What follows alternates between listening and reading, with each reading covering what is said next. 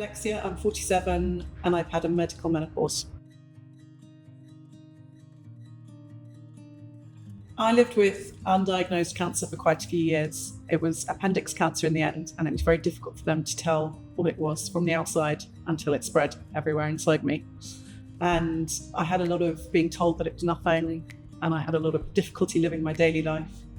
And it was a very difficult situation to live through. And eventually, when I did have the cancer treatment, I was really relieved because suddenly there was an answer and there was a treatment option. And whilst the cancer was treated, although it's left me with serious fatigue, the menopause continued to play severe havoc with my life and my mental health, and was very dangerous at points. So the biggest situation I've had in my journey is not being supported through a medical menopause, which I think is an outrage in this day and age. The theory is that you have cancer treatment, and I had really extensive surgery for, I think it was 7 hours, and a lot of different parts of my body were impacted. And the NHS lovely consultant will tell you that in 3 to 6 months, you'll be fine. And the positioning of that and the reality of what happens to you, especially as a woman, couldn't be further from the truth. So my navigating of the space I lived in after that surgery was horrendous, because my expectation was one thing. I was also quite happy about going through the menopause at 40. It comes early in my family, so it would have been around 40 anyway, and I didn't have children and I don't want children. I was excited not to get periods anymore, which also caused me some mental health distress and some pain.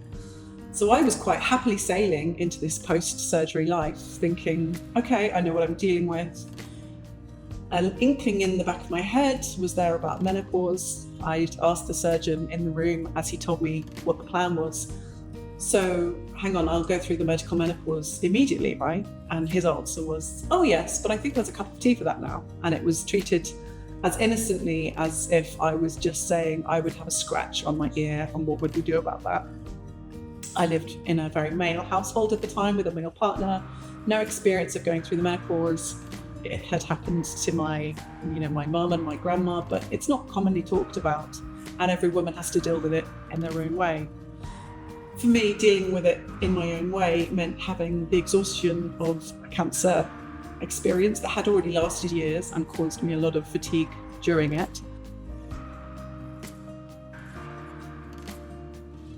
Post-surgical body, which is an incredibly difficult one to live through, lots of different interventions, and no one talked about the menopause, and everyone was scared to give me HRT because the impact could be greater because of my cancer experience. But it was taking months and months, and the GPs would pass me on to one another without any notes, and I would go to every appointment that I dragged myself to make on the phone, and the opening question would be, so why are you here today? How can I help you? And I couldn't deal with how bad that was. I was eventually referred to the Women's Hospital. It took me months to get that referral, that appointment. And then the pandemic hit, and I got a letter to say my appointment had been indefinitely postponed. So compounded life events of my own and extraordinary events in the world meant living through a medical menopause that was just invisible to the system was one of the hardest things I've ever been through. And at one point, my mental health was so bad that suicide seemed the obvious answer to I needed relief. I needed to not feel as awful as I was feeling.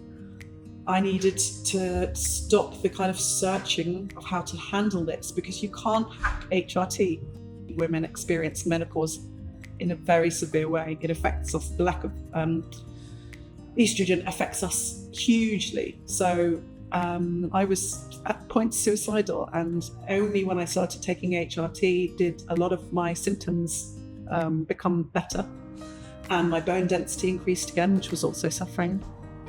And one very telling conversation I had with the first doctor I saw at the Women's Hospital for my menopause care was that 20 years ago, and I knew this from personal experience in a family friend situation, there were menopause nurses and doctors embedded into surgical teams, because of course you wake up with your ovaries gone, and of course you need HRT immediately. So it's horrifying to see that we've gone backwards, and we know the systemic reasons why, but I strongly feel that this should not be allowed for women all over the country to happen like this.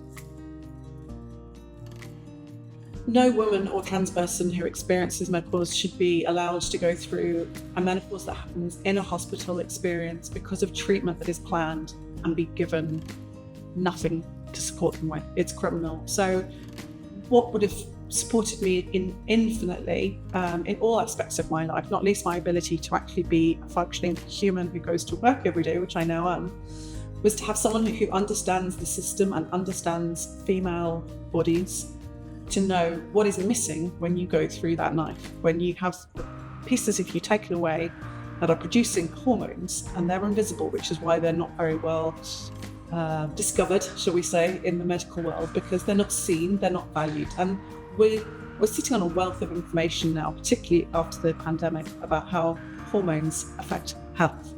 So my big passion is that we visibilise all of this. And interestingly, I've had a lot of support from trans women who have had to also fight the system and say, I really want access to HRT. There's a trans woman who told me that you could get testosterone as a cis woman. So again, listening to community voices more than listening to what some maybe GPs know, which is maybe 20 years old and maybe not about a body that they have themselves. We need to move past that into much more supportive, active medical menopause care.